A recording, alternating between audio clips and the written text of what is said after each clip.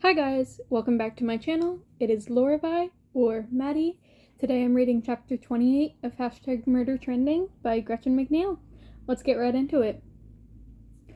Sunny Skies met Dee and her bedraggled friends as they emerged from the brig and made their way back to Main Street.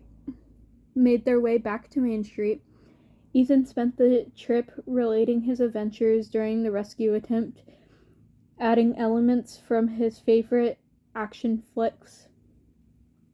And then there was this massive explosion, he said, trotting backward to face Griselda. Shit was flying everywhere. I threw myself in front of Dee to protect her. It's a shame you weren't killed, Griselda said. Right? Ethan said, totally oblivious to her sarcasm. I mean, I should have died like 5 times, maybe 10.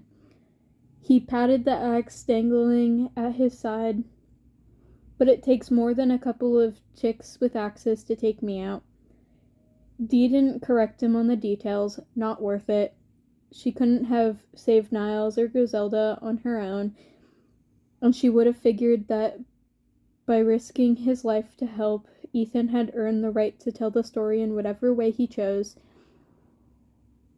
I can't wait to see how I look on film, he added. Yes, Niles said absently. I'm sure you can't. While Niles was basking in the glory of his very own action movie, Niles was oddly silent, his mood growing more somber every minute. He lagged behind, and once or twice Dee caught him glancing up at her from beneath lowered brows. His face was troubled, matching his thoughts, and Dee was pretty sure she knew exactly what he was thinking. He'd almost died, and it was all Dee's fault. I'm sorry, she said to him quietly, dropping into step behind him. For what? I think the Hardy girls thing was because of me. His lips curved into a tight smile. I supposed it was bound to happen eventually. Dee was pretty sure he was trying to alleviate her guilt, but she wasn't sure either of them believed it. I shouldn't have fallen asleep, he said, shaking off the brooding mood that had fallen over him. Advancing him of his signature charm. That's when they get you. First Blair was taken at night, now Griselda and Niles. Dee was pretty sure she would never sleep again. They headed to the gym where Ethan washed the camo paint off his face while Niles and Griselda changed into dry clothes. Mira sat quietly on a weight bench, her calm pose in direct conflict with her jittery, fidgeting hands.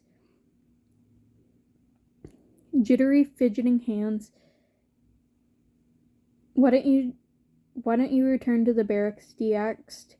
She never wanted Mira to get involved. A tiny smile crept up the sides of Mira's face. Why didn't you return to the barracks? Dee asked. She'd never wanted to get Mira involved. A tiny smile crept up the sides of Mira's face. I meant to, but I don't know. I realized you might need help. Thank you. The words seemed totally inadequate for saving my life. You're welcome. 100 million spikes. Ethan gaped at the TV screen as he emerged from the men's room, wiping his face with a towel. Dude, that's gotta be a record. The video played on a loop straight through the moment Dee and Ethan entered the old prison. Usually by now the postman would have chopped up the video, adding slow-mo edits and commentary, breaking the feed into different camera angles, showing in different windows on the screen, but not this time. Just the facts from beginning to end, and the only embellishments came and the only embellishments came from the fan commentary scrolling up the side. It had been 20 minutes since the rescue, but already the Postmatics had come up with a special name for Dee and her friends, Death Row Breakfast Club, and the hashtag DRBC hashtag was trending hard. Someone had even photoshopped an image of the movie poster for the Breakfast Club with the faces of Dee, Mira, Griselda, Ethan, and Niles superimposed into the actors and actresses.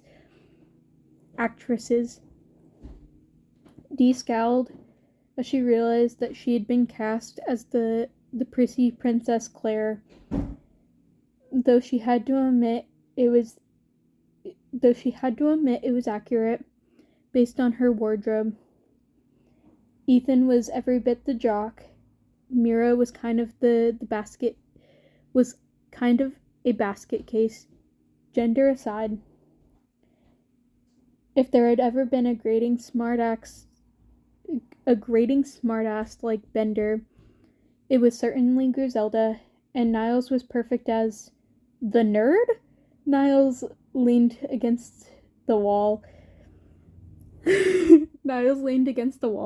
shaking the excess water from his damp hair as he gazed dejectedly at the screen. "You can't be serious." Griselda arched an eyebrow. "Who did you expect to be? The jock?" "No, not exactly. The hot one?" she pressed. Niles wrinkled his upper lip.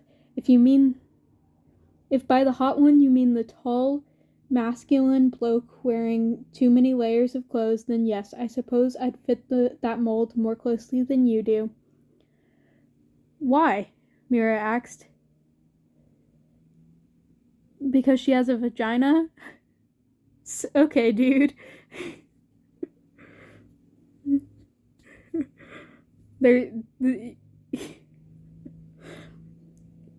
Okay, dude. I don't know how to, pronounce that. It's Ethan saying, it's okay, dude, but without the I. It's like apostrophe S. Okay, dude. Ethan held out his fist to Niles for a bump. That actor turned out to be smoking hot. There's still hope for you. Niles exhaled slowly far from mollified. This might be the most depressing conversation of my life. The room fell silent, heavy with unspoken words. No one wanted to start a substantive conversation in front of the cameras, but Dee didn't need her friends to say anything to know what they were thinking. Now it wasn't just Dee with a target on her back. The Death Row Breakfast Club had thwarted the postman's plans and killed 2 more of his maniacs. There was no way he'd let that slide. I'm surprised he's showing the video all the way through," Mira said, her eyes glued to the footage of Ethan spraying the hallway with extinguisher foam. "Does he really want the world to watch us kill 2 of his exterminators?" 100 million views is why, Niles said. He eyed the nearest camera. "That's the most spikes I've ever seen." "I'm hungry," Ethan said, standing up. "Shocking," Griselda replied. He grabbed a clean t-shirt and pulled it over his head. "Let's go to the bodega." "I didn't exactly remember to bring my card with me when I was kidnapped," Niles said. "It's okay, dude. My treat." I'm really gonna have to figure out how to pronounce that because I have a feeling Ethan's gonna keep doing it. Without a better plan in mind, they followed Ethan out of the gym. "I'm gonna get 2 beefy rice bowls," Ethan continued, bouncing on his toes like a child as they approached the market. He gripped the door handle with his meeting hand and a protein bar, and he tugged on the door, but it wouldn't budge. The bodega was locked. "What the fuck?" Ethan said, rattling the locked doors back and forth. Dee was half surprised the lock didn't give. "It's feeding time, Rodrigo. Open up." Niles peered through the window. The lights were off. The lights are off. I don't think anyone's been here today. Dee didn't like this. First the missing deliveries, and now the store was closed altogether. Is there a back door? Mira nodded. Usually locked, but you never know. They had to loop back down to the gym in order to access the alleyway that ran behind the businesses on Main Street. It was littered with cardboard boxes strewn about after the last delivery, most likely, and dusty milk crates. "What's today?" Mira asked as Ethan pounded on the back door. "Wednesday. There should have been a delivery yesterday." Griselda nodded. "Same at ice cream." She gazed down the alley at the back of the ice cream shop. "I don't see anything." "Dudes, I'm starving to death. Ethan whined. "What are we going to do?" "Aren't there bananas and stuff at the shop?" Dee asked. "We'll have to go back to the barracks to get the key," Griselda said. "Fuck that," Ethan said. He raced down the alley to the back door of ice cream, and without slowing down, barreled into it. Dee half expected the metal door to implode due to the force of Ethan's impact, but it held firm, and Ethan bounced like a tennis ball smacked with an inside-out backhand. "Damn it," he rubbed his forearm. "That fucking hurt." Griselda snorted. "Try it with your head next time. Or your axe."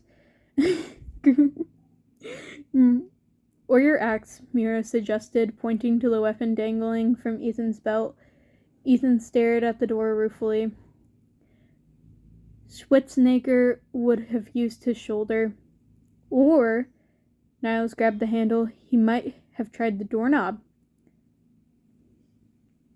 "I locked it," Griselda said, "last night, but when Niles tugged the back door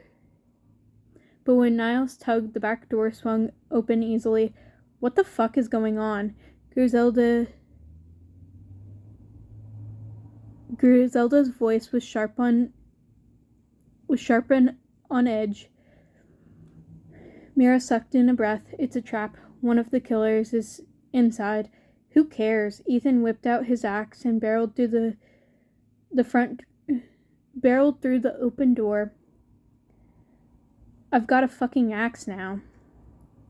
They tentatively followed him inside as Ethan swept through ice cream with his axe raised, expecting to find a paniac lurking in the freezer unit or under one of the tables, but there was clearly no one hiding in the shop. Though visibly disappointed, Ethan found solace in making a child's dream breakfast of banana splits. He dropped the axe on the counter and proceeded to scoop massive balls of strawberry ice cream into a bowl. 6-year-old Dee's head would have exploded from joy at the prospect of eating dessert in the morning, but today she wasn't hungry. On the monitor, the rescue video had just reset, showing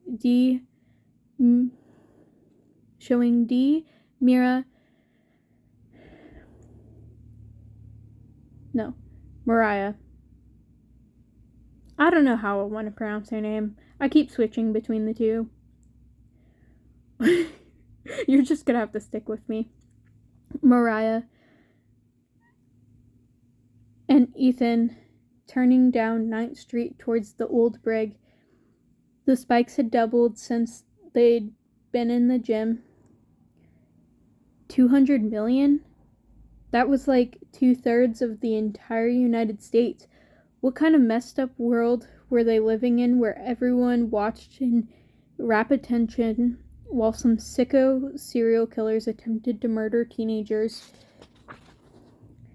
The comments scrolled non-stop, a steady stream of critique and observation, but as Dee watched with unseeing eyes, her brain began to pick out words that didn't usually show up from the postmatics, things like unfair and I thought there were rules and diplomatic immunity. She smiled at the last one and was going to point it out to Niles when the comment beneath it sent chills down her spine. Tamaraguchi commented, "What the fuck is going on with the feeds? Half the channels have gone..." Tamaraguchi commented, "What the fuck is going on with the feeds? Half the channels have gone dead. I can't see hashtag Silver Fox Libertarians house at all. Seriously, what the fuck?" At the postman PEI. Victor Haynes commented, at third decks Mrs. Gucci, which is Tamaraguchi. "Huh? You're right. I can't see anything but Main Street and 9th, and ice cream, and that room with the dead Hardy with the dead at the Hardy girl, and then it said and then there's ellipses." Blake the Flake commented, "Why is nobody talking about the fact that hashtag Cinderella Survivor has now killed 3 of the at Postman PEI's executioners? How is that even possible?" Tiny Striker commented, "You think at the Postman PEI would have had better odds for hashtag Cinderella Survivor up on the at Trasbet?" Alfred E. Monadics? I don't know. At Hey at Time Warner.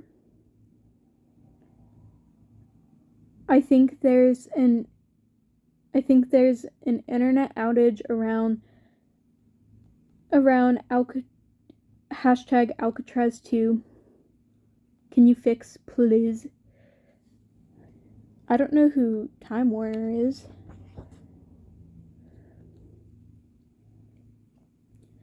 The Griff commented, at Alfred E.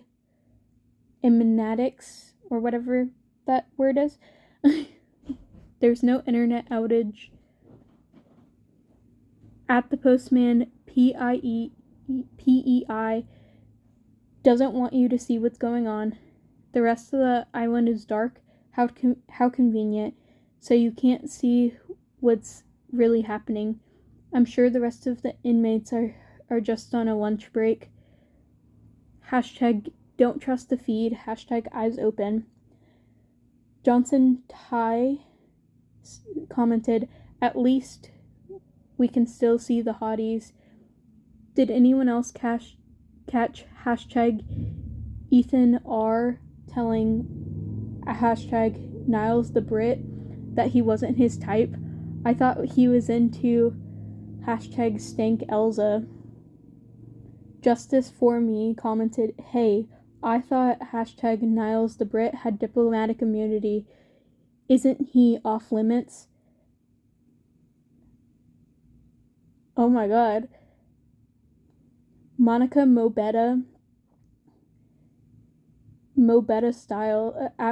Styles commented, "Cumi released 3 weeks ago. Stay alive. I'm working on it." And then dash P. And oh my god, Monica's the stepsister, is it not? That's crazy. Okay, well, I will see you guys next time. Bye-bye.